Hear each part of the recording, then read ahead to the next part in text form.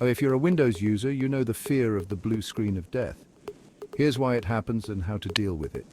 The blue screen of death, or BSOD, is Windows' way of saying we've got a big problem here. Common culprits: hardware failures, driver issues, corrupted system files, overheating, software conflicts, or even malware. When you see those cryptic error codes like critical_process_died or memory_management, they're clues to the root cause. To troubleshoot, you might need to update or roll back drivers, run hardware diagnostics, or check for software conflicts. Windows. Event Viewer logs all the dirty details so you can pinpoint the issue. Automatic repair features often try to save the day, and safe mode helps by running the system with minimal drivers.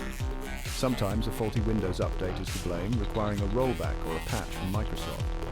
Frequent BSODs can lead to data loss and productivity dips. Regular maintenance, keeping drivers and software updated, and avoiding overheating can help keep that blue screen at bay.